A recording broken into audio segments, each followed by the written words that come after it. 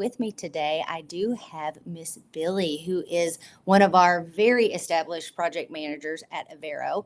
Good morning, Billy. Thank you for joining me today.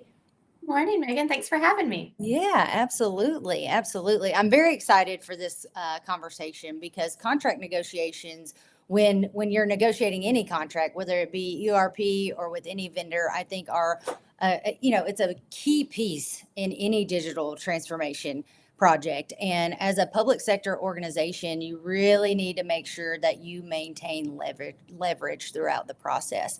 Hopefully, I can talk better today as we continue to do this. But if you're new to the stream, Avero Advisors is an independent third party consultant dealing in the public sector. We specialize in ERP transformations, business process re-engineering. We do AI assessments, and we do IT strategic planning, specifically, like I said, for the public sector.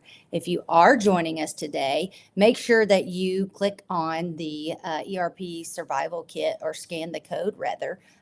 We are very, very much nerds about all things related to ERP and digital transformation. And the Survival Kit is a downloadable asset that will help you engage on the journey of transforming your ERP landscape. Also, let us know where you're joining from. Please come to us in the chat. We love for these live sessions to be engaging. We want to hear from you, and we want to maintain our trusted advisor relationship in the market. And we want to make sure that you have all of the right advice as you move forward on your digital transformation journey. So, without further ado, that was a mouthful of an introduction. Billy, tell us a little bit about yourself and what projects you're currently working on and why this topic was so important to you today. Certainly. So, been with Avero for a little over a year and absolutely love what I'm doing. I've been in the not private sector. Sorry, Megan, I am taking after you and not speaking well today. The Okay, public it's okay. sector. For several years with a background in higher education and working with that area. But the projects I'm currently working on with Avero are some optimization for permits, change management for a ERP, and then we're in contract negotiations for implementation of an ERP. So super excited. I have a lot of things going on and super fun. But why this is really important to me is just seeing currently what our clients are going through and the pushback they're getting from the implementers, and the value that we're bringing to the table to them to help them understand that you don't have to sign just because they're telling you have to sign. You Right. don't have to sign just because your golden ticket's going to go away and you're not going to lose that discount. That you have to follow through and make sure you're doing the right thing by your municipality and your constituents to make sure you're using the money correctly and you know what you're getting into, so you're not blindsided by like signing and then discussing later. Because once you sign that paper, it's done. Like, you have no negotiating power anymore. You've handed that over to them. So Yeah, that's important. absolutely. It is a very important piece of the puzzle, and I want to talk about the importance of, the work that needs to be done on the front end and how that affects your contract, right? So, the example you just used, we've been with this organization for a little over a year, right? We were brought in to do an initial needs assessment, right? So, how does the needs assessment play into now you're at this contract negotiation stage? What leverage does that allow our clients to have when they do things from the ground up, if you will? Well, when you do your needs assessment, let you know exactly what you're needing, what your want is. And so then when you have people come in to do demos, when you're selecting who you want to sign a contract with, they come in and do demos, and it's based off of, are they hitting these things from your needs assessment? And then, so you still have that information, you have what they showed you they could do, and now you're in the contract negotiating stage. And that's when it's really important to make sure, does this contract match what your needs are, match what they said they could do? Is it still all there? And that takes time to go through line by line and make sure that that's actually there and it's not glossed over with, well, this is industry standard, or this is how we do this for everyone. But making sure, well, you said you could do this, you showed that you could do this. but it's not here. And holding them accountable before you sign that paper is a big deal. Like that can make or break a ERP implementation. Yes, absolutely. And guys, just to say one more time, make sure that you let us know where you're joining from in the chat. We want to hear all of your questions and make sure that we provide you with the advice you need as you move forward on any, like I said, ERP transformation project. So, Billy, what we just talked about. So it's so important that when you're thinking about this as an organization, that you know look at things holistically, right? So whether you engage with a consultant like us or you do it on your own, it's really important to understand as an organization where you're at today. Where am I Mhm. at today? What is antiquated? What is inefficient?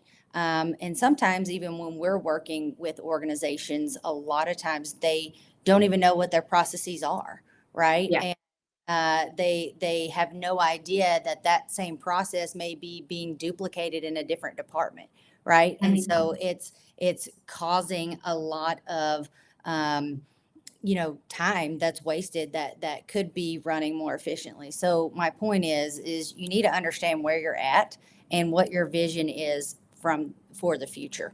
So you're taking a process, you're trying to work out the kinks, and you're trying to understand what you need from an ERP vendor, right? And it baffles me that some organizations do not do that on the front end. And so how do they know what they're even going out to procure, right? So I think this initial needs assessment in phase zero is so important when it comes to contract negotiation, because how do you know what you need? How do you know what you need? And truly documenting that, as Billy said, right? The documentation allows you that leverage you need in the contract negotiation phase, because vendors actually have to sign off on the functionality that their system can provide that. And that becomes a part of your contract.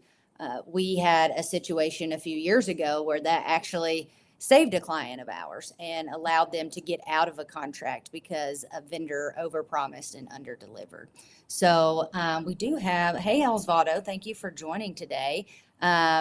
So we do have a comment in the chat. Guru says, ensure you involve a third-party auditor with competency in the ERP you are planning to implement. This will ensure that you include all the requirements in the contract before it's signed.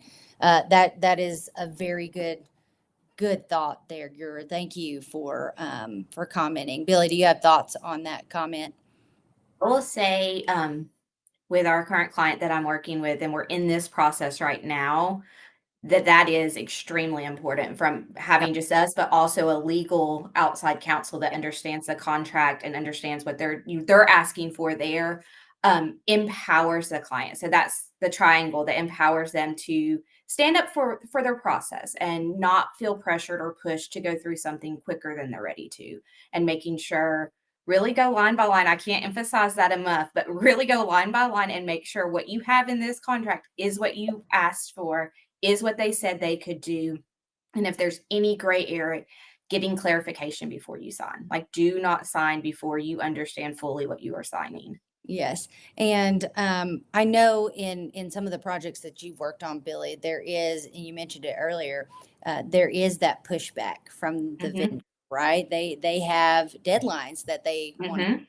right, and they get really pushy on those deadlines. So how do we help our clients combat that? And what are your thoughts around those vendors being pushy? Yeah. Well, one, I think it's terrible sales, but I understand where they're coming from with it. Right, But I we get empower it.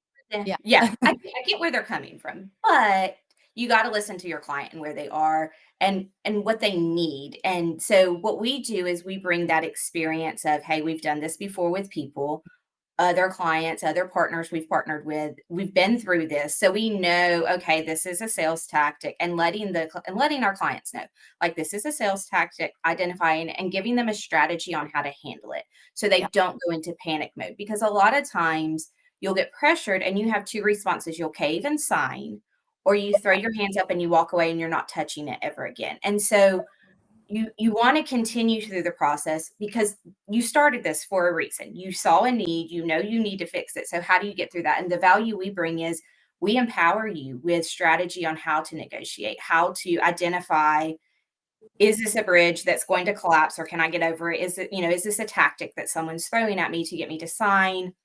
Do I cave and sign too early? No, here's how you handle that when that comes up, because you don't do these every day. We do, but our clients don't do these every day. And you don't understand what people are bringing to the table, how the pressures are pressuring you. You want it, your Right. constituents want it. So it's you got to just make sure you feel empowered, and that's where Avera does. We empower you to understand what you're going through Yeah. and how to respond.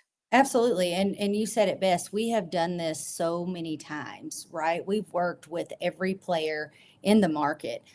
We know what their contracts are going to say. We also know what they've offered similar organizations, right? And so we do have that insight that, and experience that we have done this before. What are some key things that organizations should be looking out for when it comes to contract negotiation? I'm thinking more along the lines of how do we negotiate payment terms? How do we negotiate, what implementation is going to look like, how long it is, what does go live mean? How do we Go fa- live is a big one. It is. Sorry, like, It is. that's the No, go biggest ahead. one. Oh, yeah, go live is your biggest one, especially if you're doing on the finance side. Like, if you need it to align by a certain time, your go live, you also need to know when your kickoff is then, because so sometimes it's best to work backwards. Like, we need to go Right. live here.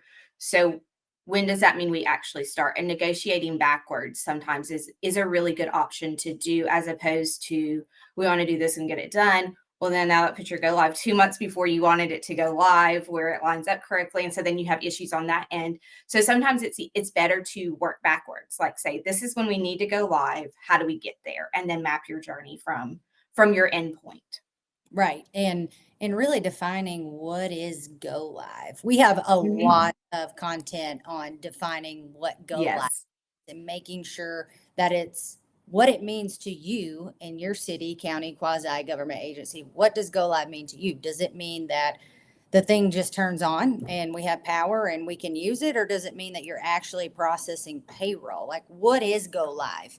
What does that mean? And truly documenting and defining that.